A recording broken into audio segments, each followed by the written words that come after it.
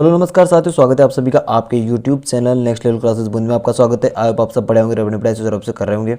तो आज की जो हमारी क्लास होगी, ये क्लास किसकी होगी सर जी? बीएसटीसी अथवा पीटीटी से संबंधित होगी। बीएसटी और पीटीटी से संबंधित होगी। तो आप सभी को क्लास क्या करनी है, शुरू से लेकर लास्ट तक देखनी है। और ये किसकी क्लास चल रही है सर जी? ये चल रही है शिक्षण अभिरुचि की। किसकी क्लास चल रही है? शिक्षण अभिरुचि की क्लासें चल रही है।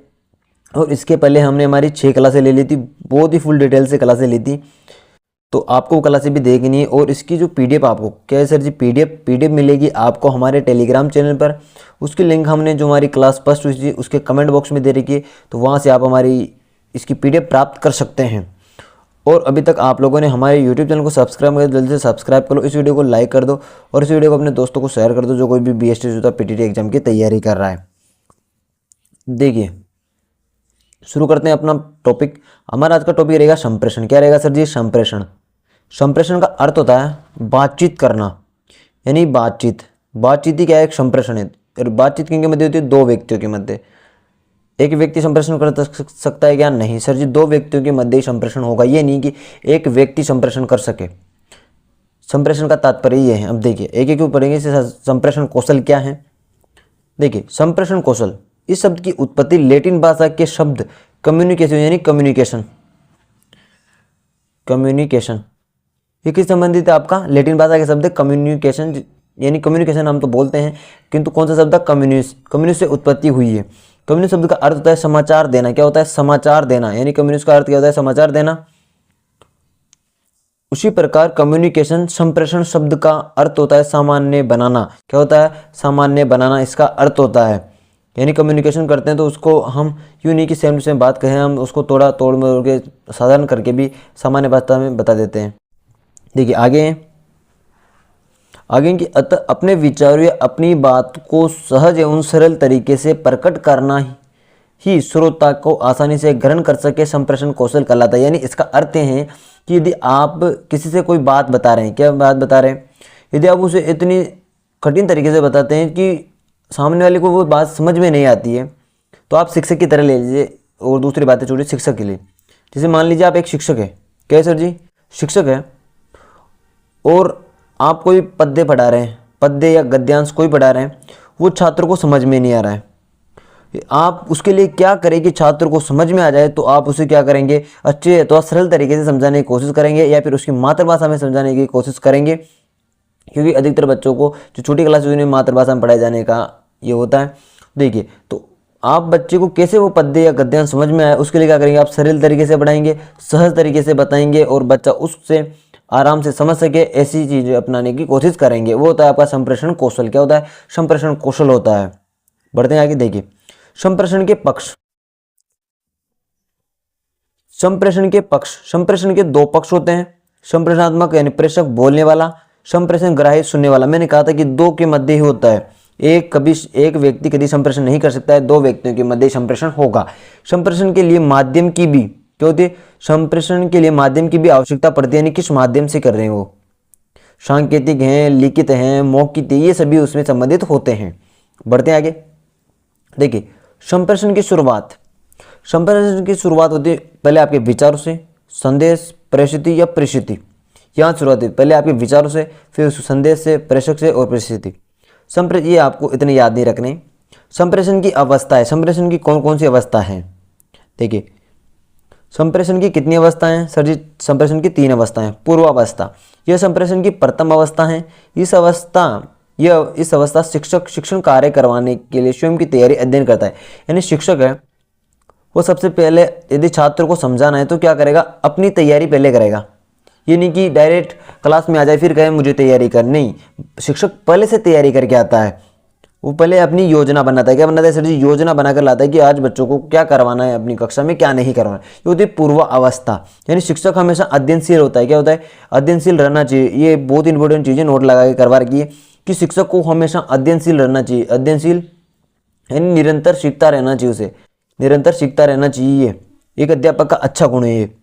बढ़ते हैं आगे दूसरी तरफ। देखिए, संप्रेषण की अवस्था, पूर्वावस्था की तैयारी के आधार पर शिक्षण की कार्य करवाना। यानी आपने जो योजना बनाई है, तैयारी की है, उसके आधार पर ही शिक्षण करवाना कहलाता है, संप्रेषण की अवस्था कहलाती है। अगली है उत्तरावस्था। क्या है सर जी? उत्तरावस्था। यह संप्रेषण की अंतिम अवस्था है। इस अवस्था में शिक्षक अपनी सफलता का मूल्यांकन करता है। क्या करता है? अपनी सफलता का मूल्यांकन करता है कि बच्चों को कैसे करता है, और वो कि बच्चों को समझ में आया या नहीं आया, समझ में क्या आया, ये सारी चीज़ें क्या करती है, उसका मूल्यांकन करती है कि बच्चों को क्यों समझ में नहीं आया तो क्यों नहीं आया, और समझ में आ गया क्या समझ में आया, ये सभी चीज़ें क्या करती है, उसका मूल्यांकन करती हैं। और हमें ये चीज़ें याद रखनी है। आपके अधिकतर अभी जो पेपर हो सकते हैं, मुझे लगता है जहाँ तक तो अधिकतर आजकल कथन और निष्कर्ष ये बहुत ज़्यादा पूछने लगे हैं।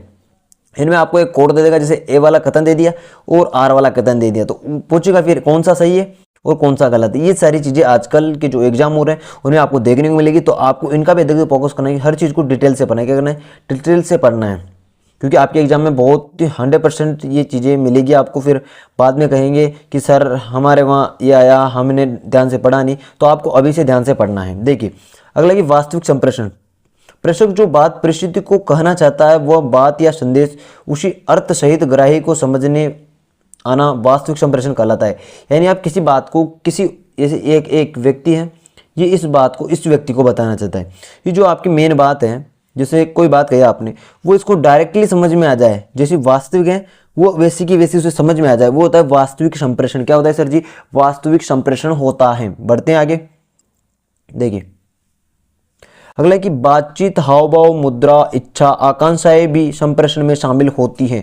ये बहुत इंपॉर्टेंट चीज़ है कि अपनी जो बातचीत होती है, हाव भाव होते हैं, ये मुद्रा, इच्छा, आकांक्षाएं भी संप्रेषण में शामिल होती है। नहीं कि ये शामिल नहीं होती है। आप किसी के चेहरे को देखकर, क्या चेहरे को देखकर भी पता लगा सकते हैं कि हाँ इसके दुख हैं, सुख हैं, ये सभी संप्रेषण से संबंधित होते हैं। बढ़ते हैं आगे। देखिए संप्रेषण के प्रकार। संप्रेषण के कुल 3 प्रकार हैं। लिखित, मैंने पहले बता दिया इनको, मैं एक बार इन सभी को अलग अलग से पढ़ेंगे। देखिए लिखित संप्रेषण, इसमें प्रत्येक प्रेषक लिखकर व ग्राही पढ़कर ग्रहण करेगा। एग्जाम्पल पाठ्य पुस्तक, क्या होगा? पाठ्य पुस्तक लिखने वाले ने लिख दी, किंतु आप पढ़ेंगे तो आपको क्या हो जाएगा? पढ़ना पड़ेगा। ये उससे संबंधित है लिखित। यदि मौखिक होगा, देखिए दूसरा है कि मौखिक संप्रेषण, इसमें प्रेषक बोलकर व ग्राही सुनकर ग्रहण करता है। एग्जाम्पल वाद विवाद हो गया, भाषण हो गई। इसमें देखिए भाषण देने वाला बोल रहा है और सुनने वाले सुन रहे हैं। ये क्या हो गया? एक तो अपनी बात को रख रहा है, दूसरा उसको ग्रहण कर रहा है। संकेत संप्रेषण, इसमें संकेत द्वारा होता है। जैसे बहुत सी चीज़ें होती हैं जो अधिकतर संकेतों से हो जाती है, इशारों में बात की जाती है अधिकतर। बढ़ते हैं आगे। देखिए संप्रेषण की विशेषता है। संप्रेषण की विशेषताएं कौन कौन सी है? संप्रेषण कला और विज्ञान है। ये बहुत इंपॉर्टेंट चीज़ है। सीखना भी क्या है आपका? कला और विज्ञान है। पहली क्लास में हमने पढ़ा था। संप्रेषण एक सामाजिक प्रक्रिया है जिससे मानवीय संबंध स्थापित होते हैं। कौन सी प्रक्रिया है? संप्रेषण सामाजिक प्रक्रिया है, ये आपको याद रखना है। देखिए संप्रेषण जन्मजात नहीं होता, इंपॉर्टेंट है ये चीजें। इसे व्यक्ति समाज में रहकर अर्जित करता है। किस में रहकर अर्जित करता है सर जी? समाज में रहकर अर्जित करता है। संप्रेषण उद्देश्यपूर्ण प्रक्रिया है। कैसी प्रक्रिया है? उद्देश्यपूर्ण प्रक्रिया है। पढ़ते हैं आगे। देखिए यह एक द्विध्रुवीय प्रक्रिया है।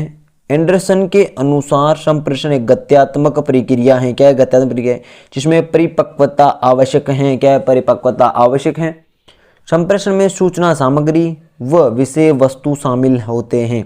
इंपॉर्टेंट है, सूचना सामग्री व विषय वस्तु शामिल होती है। यदि आपकी विषय वस्तु नहीं है तो आपका संप्रेषण सही नहीं है, फिक्स है ये। देखिए संप्रेषण का चक्कर कैसे चलता है?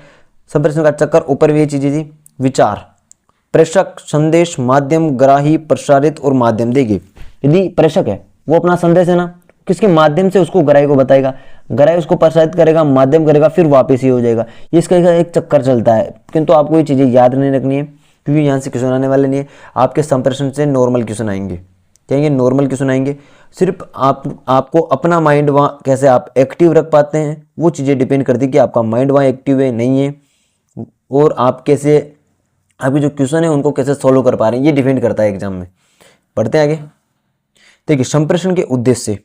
संप्रेषण का उद्देश्य प्रेरणा देना, व्यवहार परिवर्तन हेतु, विभिन्न कौशलों के विकास हेतु, ये वो इंपॉर्टेंट है।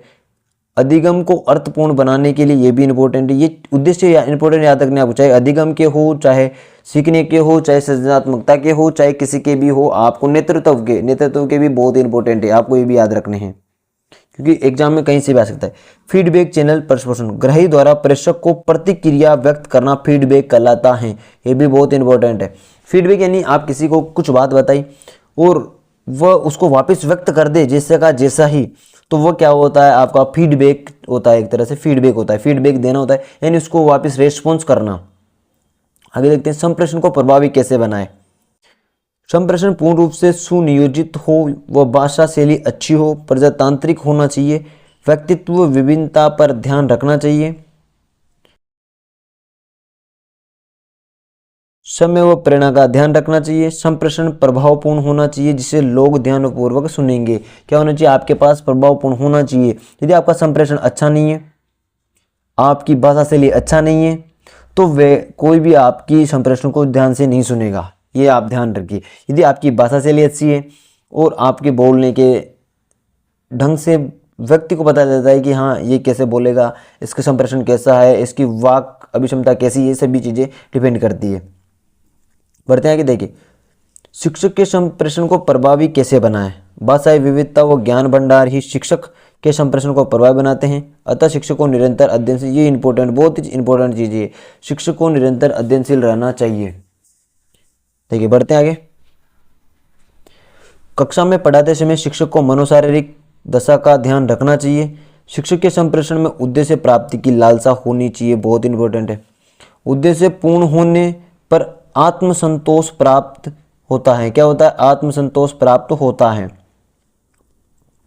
शिक्षक को उदाहरणों द्वारा सरल व सुगम्य पढ़ाना चाहिए, यानी उदाहरणों के द्वारा पढ़ाना चाहिए। यदि आप किसी चीज़ को बता रहे हैं तो उसको उदाहरण देकर समझाएंगे। क्या उदाहरण देकर समझाएंगे तो बच्चों को जल्दी समझ में आ जाता है। ये चीज़ें संप्रेषण से संबंधित होती है और शिक्षक को 100% शिक्षक को करना चाहिए, क्योंकि बालकों में यदि एक इमेज बन जाती है, क्या बन जाती है सर जी, यदि एक इमेज बन जाती है तो बालकों को जल्दी समझ में आ जाता है वो चीज़ें। चित्रों की सहायता से समझाइए, आप कैसे भी समझा सकते हैं। प्राथमिक स्तर पर शिक्षण छात्रों के परिवेश की भाषा, मातृभाषा, ये मैंने बताया था कि मातृभाषा में कराने से विषय वस्तु आसानी से समझने में आसानी रहती है। यानी आप यदि छात्रों को मातृभाषा में पढ़ाते हैं छोटी कक्षा में, यानी पहले से लेकर 5वीं तक, तो बच्चों को आसानी से समझ में आ जाती है, क्योंकि मातृभाषा में बच्चे जल्दी सीख लेते हैं। ये बच्चों की खासियत होती है। पढ़ाते समय छात्रों को अपनी बात रखने का अधिकार देना चाहिए। ये नहीं कि शिक्षक अपनी बातें करता रहे, शिक्षक छात्रों को भी अपनी बात रखने का ये अधिकार होना चाहिए कि बच्चे क्या सोचते हैं, उस बारे में क्या करते हैं। ये पता नहीं कि बच्चे को समझ में आ रहा है नहीं आ रहा है, बच्चे भी उससे भी अभिव्यक्त करना चाहिए। देखिए संप्रेषण के प्रकार, संप्रेषण के 2 प्रकार का होता है। संप्रेषण यानी 2 प्रकार का होता है माध्यम के आधार पर। पहला कौन सा पढ़ेंगे, हम माध्यम के आधार पर पढ़ेंगे कि माध्यम के आधार पर कौन कौन सा है। देखिए माध्यम के आधार पर भी 2 प्रकार का होता है। शाब्दिक, शाब्दिक में आता है आपका 2, पहला लिखित, दूसरा मौखिक। फिर है आपका अशाब्दिक। कौन सा है सर जी, अशाब्दिक। अशाब्दिक में आता है आपका सांकेतिक, यानी जिसमें आप शब्द का प्रयोग न करें, सांकेतिक। आप संकेतों से बात करें, अधिकतर ये बहुत 90% सभी करते हैं, ये नहीं कि कोई नहीं करता होगा। 99% में बोल सकता हूँ कि 99% बच्चे सांकेतिक भाषा में प्रयोग करते हैं रोजाना में, कहीं भी करे पर करते जरूर है। देखिए संदेश प्रवाह के आधार पर, संदेश प्रवाह के आधार पर ये 3 प्रकार होता है। अधोगामी, उच्च अधिकारी निम्न अधिकारी को आदेश दे, वो होता है अधोगामी, यानी बड़े अधिकारी से छोटे अधिकारी को आदेश देना क्या कहलाता है, आपका अधोगामी कहलाता है। उर्ध्वगामी क्या होता है, उर्ध्वगामी निम्न अधिकारी उच्च अधिकारी को सुझाव दे। समतल, समान स्तर के अधिकारियों का संप्रेषण, यानी जैसे आप शिक्षक है, शिक्षक का शिक्षक के साथ क्या हो जाता है, समतल हो जाता है। और निम्न अधिकारी यानी शिक्षक अपने प्रिंसिपल को, ठीक है, उर्ध्वगामी, और प्रिंसिपल शिक्षक को दे, ये क्या होता है, अधोगामी। हम इस विद्यालय से संबंधित करेंगे, ज़्यादा ये नहीं कि हम बाहर की चीज़ें लें, हम विद्यालय संबंधित लेंगे। बढ़ते हैं आगे। देखिए नोट, सबसे इंपॉर्टेंट चीज़ें ये, सबसे सरल संप्रेषण होता है लिखित संप्रेषण और सबसे कठिन होता है सांकेतिक संप्रेषण, क्योंकि बहुत सौ को समझ में नहीं आता, क्योंकि आप अपने संकेत है, अपनी जो संकेत है वो दूसरों को कैसे पता है। अब लिख के बताएंगे तो अगला वाला पढ़ के कर लेगा, क्या वो पढ़ के और उसका विश्लेषण कर लेगा कि क्या चीज़ें हैं इसमें। देखिए अगला कि अंतर्वैयक्तिक संप्रेषण, व्यक्ति द्वारा स्वयं के विचारों को समझना बहुत इंपॉर्टेंट है। आपसे पूछ सकता है कि अंतर्वैयक्तिक संप्रेषण क्या है, यानी अपने विचारों और भाषा को समझना। यदि ये आ जाए अंतर्वैयक्तिक, ये नीचे दे रखा है अंतर्वैयक्तिक संप्रेषण, अंतर्वैयक्तिक संप्रेषण ये होता है दूसरे के विचारों और भावों को समझना ही क्या कहलाता है, अंतर्वैयक्तिक संप्रेषण कहलाता है। इसके अलावा देखते हैं एक मार्गी, क्या होता है एक मार्गी, एक मार्ग होता है एक ही दिशा या मार्ग में होने वाला, शिक्षक द्वारा छात्रों को आदेश देना। ये एक ही दिशा में हो रहा है, ये नहीं दोनों दिशा में। छात्र शिक्षक को आदेश नहीं दे सकते, किंतु शिक्षक होता है जो छात्र को आदेश दे सकता है। देखिए द्विमार्गी क्या होता है? द्विमार्गी होता है दोनों दिशाओं या मार्गों में होना, शिक्षक द्वारा प्रश्न पूछना व छात्र के द्वारा उत्तर देना। ये हो गया दोनों दिशाओं मार्गों में, यानी दोनों दिशाओं में संप्रेषण हो रहा है। बातचीत, शिक्षक क्वेश्चन पूछ रहा है और छात्र उसका उत्तर दे रहा है, ये दोनों चीजें संप्रेषण से बहुत इंपॉर्टेंट है। और संप्रेषण इस विद्यालय संबंधित पूछे तो छात्र और शिक्षक आपको याद रखना है। पढ़ते हैं आगे। देखिए संप्रेषण के सिद्धांत, संप्रेषण के कौन कौन सिद्धांत है? स्पष्टता का सिद्धांत, यानी स्पष्टता होनी चाहिए। समन्वय व्यवस्थित का सिद्धांत, संतुलन का सिद्धांत, वैधता का सिद्धांत। ये ज़्यादा इंपॉर्टेंट नहीं है, किंतु आपको थोड़े थोड़े देख लेने हैं कि क्वेश्चन आ जाए तो आप समझ, हाँ ये से संबंधित। विश्वसनीयता वो का सिद्धांत। संप्रेषण में बाधाएं कौन कौन सी है? देखिए संप्रेषण में कौन कौन सी बाधाएं आती है? संप्रेषण की सफलता में आने वाले रुकावट या अवरोध, ग्राह्य व प्रेषक अयोग्य होने पर भी बाधा उत्पन्न हो सकती है, माध्यम के अभाव में भी आपके बाधा उत्पन्न हो सकती है। अब देखिए भौतिक बाधाएं कौन कौन सी है? भौतिक बाधाएं में प्रसारण संबंधी यंत्रों में खराबी, शोर, ध्वनि, प्रदूषण, वातावरण, दूरी आदि। जैसे आप कहीं भाषण दे रहे हैं और यदि आपके भाषण तो आप सही दे रहे हैं, किंतु आपकी यदि स्पीकर है, स्पीकर में खराबी होगी तो वो कोई आपकी गलती नहीं है, वो भौतिक बाधा है। खराबी हो, ध्वनि प्रदूषण कुछ भी हो, वो आपकी नहीं है, आपका भाषण सही है, किंतु भौतिक बाधा स्पीकर सही नहीं तो फिर आपका संप्रेषण अच्छा नहीं हो पाएगा। ये भौतिक बाधा में आता है। देखिए भाषा संबंधी बाधा, गलत उच्चारण, अस्पष्ट शब्द, चबाकर बोलना, अनावश्यक शब्द, हकलाना, तुलाना, शारीरिक एवं मानसिक, अटक अटक कर या जीभ, ये सभी भाषा संबंधी बाधाएं होती है। अगला कि मनोसंबंधी, मनोवैज्ञानिक संबंधी, यानी जिज्ञासा, अरुचि, पूर्वाग्रह, चिंता, ये सभी भी संप्रेषण में काम आती है। देखिए या अब हमने जो पूरा टॉपिक कर लिया और आपको ये क्लास शुरू से लेकर लास्ट तक देखनी, क्योंकि बहुत इंपॉर्टेंट है आपके एग्जाम के हिसाब से। तो आप सभी को पहले तो हमारे यूट्यूब चैनल को क्या करना है, सब्सक्राइब कर लेना है। और चैनल है हमारा नेक्स्ट लेवल क्लासेस बूंदी। और अपने दोस्तों को भी क्या करना है, अपने दोस्तों को शेयर कर देना है। क्या करना है, शेयर कर देना है, क्योंकि आप लोगों ने अभी तक बहुत से बच्चों ने अपने दोस्तों को शेयर नहीं किया जो कोई बीएसटीसी एग्जाम की तैयारी करा, क्योंकि ये सभी के लिए इंपॉर्टेंट। ये नहीं कि आप पढ़ के रुक जाए, अपने दोस्तों को शेयर कीजिए, उनको कीजिए कि लाइक करें, वो भी अपने दोस्तों को शेयर करेंगे, क्योंकि बीएसटीसी और पीटीसी के लिए बहुत इंपॉर्टेंट है। और इसकी जो पीडीएफ मैंने पहले बता दिया। सर जी पीडीएफ कहाँ मिलेगी? इसकी पीडीएफ मिलेगी हमारे टेलीग्राम चैनल पर। मिलते हैं अपनी दूसरी क्लास में, जब तक जय हिंद जय भारत।